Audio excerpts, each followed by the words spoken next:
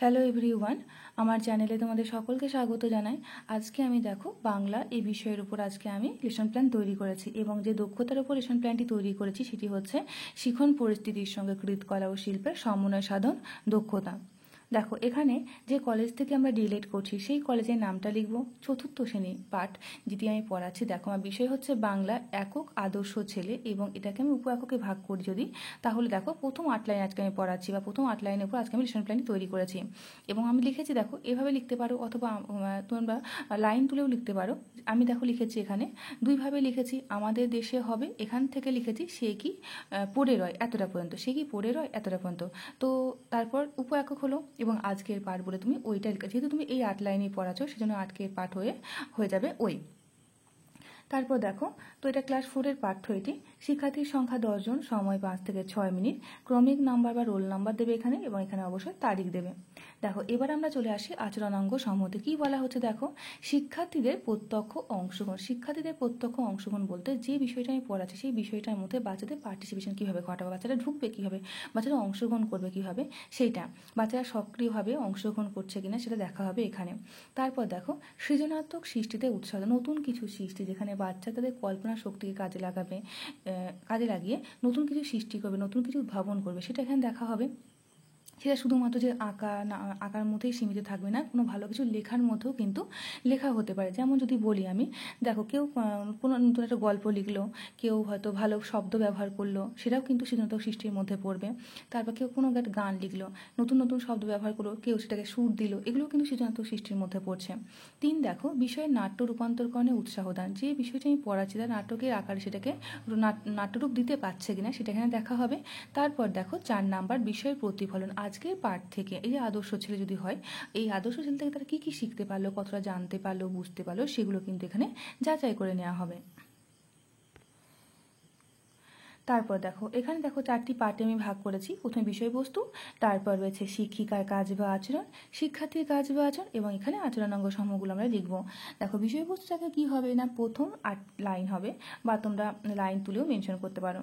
দেখো শিক্ষিকার কাজের জায়গায় লিখেছি শিক্ষিকা মহাশয় শ্রেণীকক্ষে প্রবেশ করে শিক্ষার্থীদের সঙ্গে কুশল বিনিময় করবেন। এই যে গুড মর্নিং স্টুডেন্ট তোমরা কেমন আছো, এই যে ভাবে আদান প্রদান হচ্ছে টিচার সঙ্গে স্টুডেন্টের, সেটা হচ্ছে কুশল বিনিময় করা। শিক্ষার্থীরাও শিক্ষিকা মহাশয়কে যথেষ্ট সম্মান প্রদান করবে, তারা গুড মর্নিং টিচার এটা বলবে।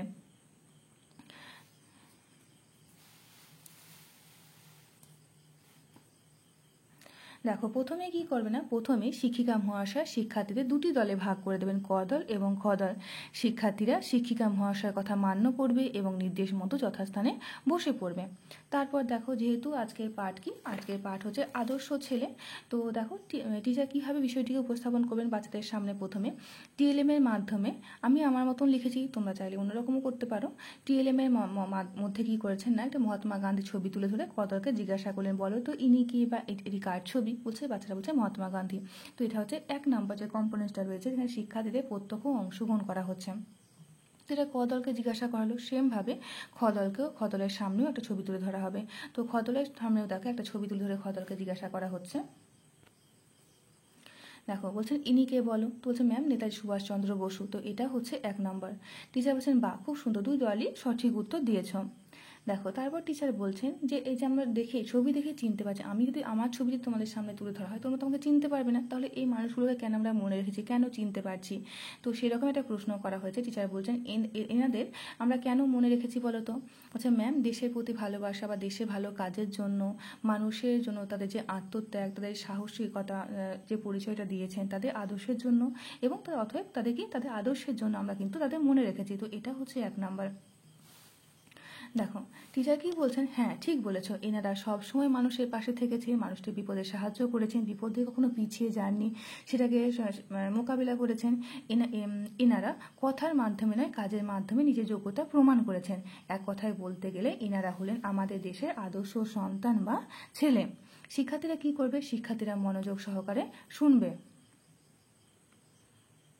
দেখো শিক্ষার্থীরা কি করছে না, মনোযোগ সহকারে শুনবে। দেখো এরপর শিক্ষিকা মহাশয়া দুই দলকে নির্দেশ দেবেন আদর্শ ছেলে হতে গেলে কি কি গুণাবলী থাকা দরকার সেগুলোকে 5টি পয়েন্টের মধ্যে লিখতে বলবেন বাচ্চাদেরকে। তো শিক্ষার্থীরা শিক্ষিকা মহাশয়ের কথা মান্য করবে এবং লিখতে শুরু করবে। তো এটা হচ্ছে দেখো 2 নম্বর যে আচরণ অঙ্গ সমূহটি রয়েছে সৃজনাত্মক সৃষ্টিতে উৎসাহ দান, যেটা আমি প্রথমেই বলেছিলাম যে শুধুমাত্র আঁকার মধ্যে আমরা সীমিত থাকবো না, ভালো কিছু লেখা এবং লেখার মধ্যে কে কতটা ভালো শব্দ ব্যবহার করতে পারছে সেটাকে, যেমন একটা শব্দে অনেক রকম সমার্থক শব্দ হতে পারে, সেই রকম কত ভালো ভালো সে শব্দ লিখতে পারছে, কতটা গুছিয়ে সে লিখতে পারছে, কতটা তার লেখার মধ্যে কতটা সৌন্দর্যবোধ রয়েছে সেটাও কিন্তু, লেখন শৈলীতে কতটা ভালোভাবে সে লিখতে পারছে সেটাও কিন্তু এখানে দেখা হবে এবং সেই সবগুলো কিন্তু সৃজনাত্মক সৃষ্টিতে উৎসাহ দান করা বোঝাবে। তো দেখো সেই সময় শিক্ষিকা মহাশয় কী করবেন, তিনি পর্যবেক্ষণ করবেন বাচ্চা ঠিক মতো লিখতে পারছে কিনা, দেখবেন কে কেমন লিখছে সেটা তিনি তদারকি করবেন বা দেখে বেড়াবেন, পর্যবেক্ষণ করবেন। তারপর শিক্ষিকা মহাশয় শিক্ষার্থীদের সামনে আজকের পাঠটি বিস্তারিতভাবে আলোচনা করবেন। শিক্ষার্থীরা শিক্ষিকা মহাশয় বিষয়বস্তু উপস্থাপন মনোযোগ সহকারে শুনবে। দেখো এরপর শিক্ষিকা মহাশয় দুই দলকে নির্দেশ দেবেন এই কবিতাটি সরব পাঠ করার জন্য। শিক্ষার্থীরা শিক্ষিকার আদেশ মান্য করবে। এটা হচ্ছে 3 নম্বর, যেটা হচ্ছে বিষয় নাট্য রূপান্তরকরণে উৎসাহ দান। দেখো তারপর টিচার বলে দিয়েছেন যে ক দল প্রথম 4 লাইন সরব পাঠ করবে এবং খ দল শেষের 4 লাইন সরব পাঠ করবে।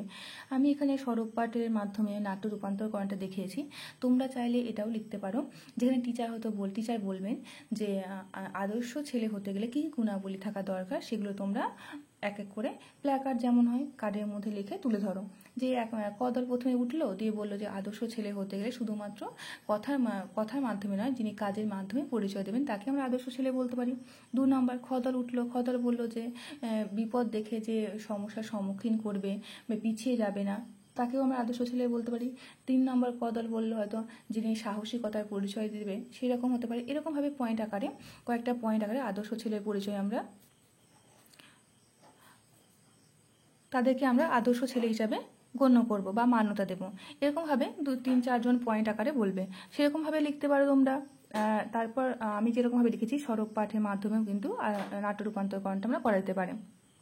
তারপর দেখো টিচার বলছেন তাহলে এবার বলো তো আজকের পাঠ থেকে আমরা কি কি শিখলাম বা কি কি জানতে পারলাম। তো দেখো বাচ্চারা বলছে আজকের পাঠ থেকে আমরা এটাই জানলাম যে একজন আদর্শ ছেলের মধ্যে কি কি গুণাবলী থাকা দরকার বা একজন আদর্শ ছেলে হতে গেলে কি কি গুণাবলী তার মধ্যে থাকতে হবে সেগুলো আমরা জেনেছি। যেমন একজন আদর্শ ছেলে হতে গেলে তাকে সাহসী, কঠোর পরিশ্রমী, দৃঢ় প্রতিজ্ঞ হওয়া দরকার,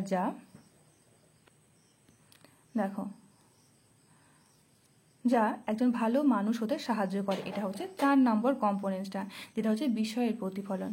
তো আজকের পাঠ বা আলোচনাটি বা আমার লেসন প্ল্যানটি এখানেই শেষ হচ্ছে। যারা আমার চ্যানেলে নতুন আছো তাদের যদি ভিডিওটি ভালো লাগে থাকে সাবস্ক্রাইব করতে পারো, পারলে বন্ধুদের সঙ্গে শেয়ার করতে পারো এবং অবশ্যই একটা লাইক করে দিতে পারো। ধন্যবাদ।